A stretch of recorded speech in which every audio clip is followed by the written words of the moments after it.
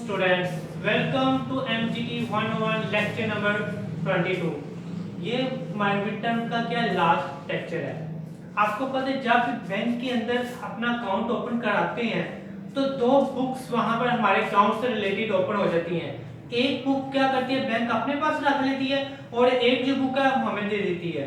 तो जो वो अपने पास बुक रखती है उस बुक के अंदर हमारी लेन देन से रिलेटेड तमाम ट्रांजैक्शन की जो डिटेल है वो लिखती है कि हमने डिपॉजिट क्या कराया, विथड्रॉ क्या कराया, चार्जेस क्या कटे हैं, प्रॉफिट क्या हुआ है। तो वो जो बैंक हमारे लिए तैयार कर रही है बुक, उसे कहते हैं बैंक स्टेटमेंट, और जो हम तैयार कर रहे हैं वो क्या होती है, बैंक बुक। अब बैंक स्टेटमेंट देखो, मैंने यहाँ से बैंक स्टेटमेंट का बताया, तो बैंक बुक उसका सारा ऑपोजिट होगी। Bank statement it is the detail of transaction, ये ट्रांजैक्शन की तमाम लेन देन की डिटेल होती है इन वर्स अकाउंट, हमारे अकाउंट की, प्रोवाइडेड बाय बैंक, जो बैंक हमें प्रोवाइड करता है। ठीक है, जो बैंक के पास बुक होती है हमारे अकाउंट से रिलेटेड, वो कौन सी होती है, bank statement. Money laying in the bank is an asset for us. For example ये देखो, अगर मैंने बैंक के अंदर ना पैसे की मिसाल ध्यान से सुनना, अगर मैंने पैसे बैंक के अंदर जमा कराए हैं तो वो जो पैसे बैंक के अंदर जमा कराए हैं वो मेरे लिए क्या चीज है, एसेट्स है मेरा। क्यों? क्योंकि वो मेरे एसेट्स के अंदर इजाफा हो गया। इसी तरह जो मैंने पैसे जमा कराए हैं और वो बैंक के लिए क्या होगी, लायबिलिटी होगी। लायबिलिटी क्यों होगी? क्योंकि वो पैसे बैंक के ऊपर वाजिबुल अदा है कि उसने सिर्फ अमानत के तौर पर रखे हैं, मैं जब मर्जी चाहूँ उनसे वापस ले सकता हूँ। ठीक है, इसी तरह मेरा कोई भी कैश वगैरह, मनी वगैरह बैंक के अंदर पड़ी हुई है तो वो मेरे लिए क्या होगी, एसेट होगी, और बैंक के लिए वही चीज क्या होगी, लायबिलिटी होगी। और इसी का ऑपोजिट ले लो, अगर मैंने बैंक से लोन लिया है तो वो जो लोन है वो मेरे ऊपर वाजिबुल अदा है कि मैंने उसको वापस करना है, तो वो मेरे लिए क्या होगी, लायबिलिटी होगी, और बैंक के लिए वो क्या चीज होगी, एसेट होगी। ठीक है, तो इस तरह ये देखो कि बैंक बुक और बैंक स्टेटमेंट दोनों आपस में, याद रखो क्या होते हैं, मिरर होते हैं, मिरर इमेज होते हैं। बैंक स्टेटमेंट और बैंक बुक दोनों क्या होते हैं, इमेज होते हैं। जो मेरी बुक के अंदर एसेट होगा, क्योंकि मैंने मनी डिपॉजिट कराई, तो मैंने अपने अंदर किस में लिखा, एसेट के तौर पर लिखा, जो मेरे एसेट के अंदर इंक्रीज हो गया है। और बैंक वही पैसों को अपनी बुक के अंदर क्या लिखेगा, लायबिलिटी के तौर पर लिखेगा। जब मैं लोन लूंगा, मैं अपनी बुक के अंदर वो पैसों को क्या लिखूंगा, लायबिलिटी के तौर पर लिखूंगा, तो मेरी लायबिलिटी इंक्रीज होगी, मैंने बैंक को वापस करने हैं, और बैंक उन्हीं पैसों को क्या लिखेगा, एसेट के। इसीलिए कहते हैं बैंक बुक और बैंक स्टेटमेंट दोनों क्या होते हैं, एक दूसरे का मिरर इमेज होते हैं। Money invest will asset for us, ठीक है, ये मैंने बता दिया, मनी अगर बैंक में जमा कराए हमारे लिए एसेट है, लेकिन बैंक के लिए वो क्या होगी, लायबिलिटी होगी। ठीक है, इन शॉर्टकट पता चल गया, जो हमारे पास बुक होती है वो क्या होती है, बैंक बुक, और जो बैंक हमारे लिए तैयार करता है वो क्या होती है, बैंक स्टेटमेंट। दोनों एक दूसरे का क्या होती है, मिरर इमेज। जैसे मिरर में हम देखते हैं, जो चीज देखते हैं वो क्या होती है, उल्ट नजर आती है। इस तरह बैंक बुक के अंदर जो एसेट होगा वो लायबिलिटी होगी, जो हमारी लायबिलिटी होगी वो उधर एसेट होगा, एक दूसरे का उल्ट होता है।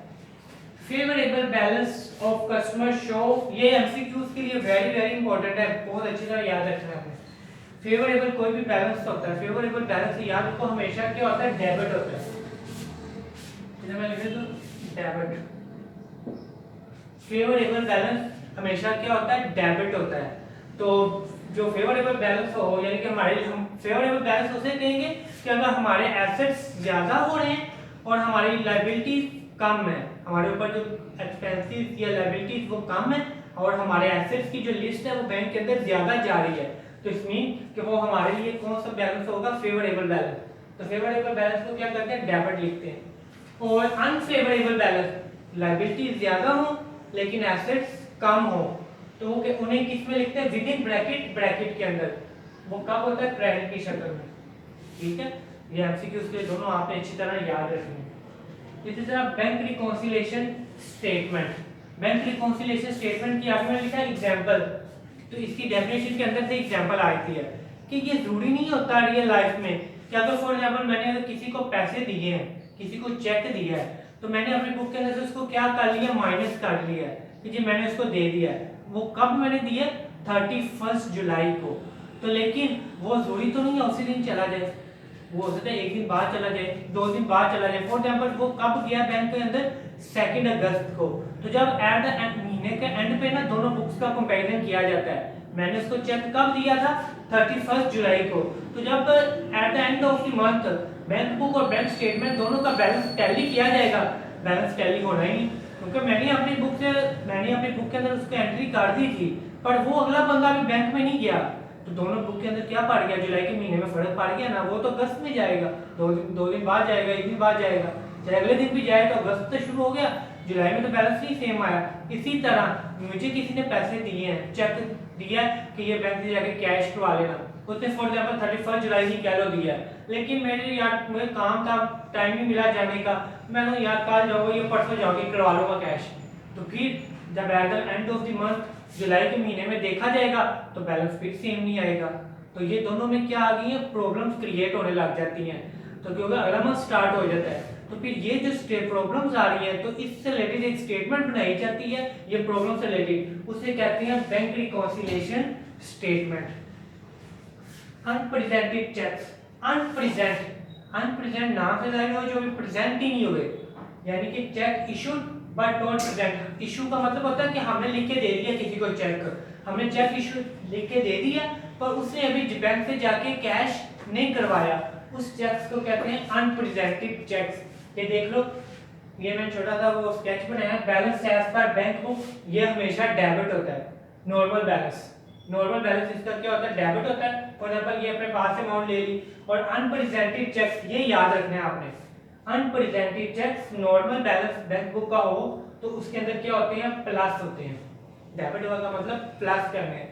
और इसी तरह जब ये प्लस करोगे तो ये नया बैलेंस आया वो किसका है? Balance as per bank statement का। तो ये देखो मैंने पहले कहा था कि दोनों एक दूसरे का क्या होता है? मिरर इमेज होते हैं। ये अगर डेबिट है बैंक बुक का नॉर्मल बैलेंस, तो बैंक स्टेटमेंट का नॉर्मल कौन सा आ गया? क्रेडिट। बैंक बुक का याद रखो एमसीक्यू, उसके लिए नॉर्मल बैलेंस डेबिट होता है और बैंक स्टेटमेंट का नॉर्मल बैलेंस वो क्या होता है? क्रेडिट होता है। इसी तरह uncredited cheques, receipt of a check that has not been cleared in the bank account as yet।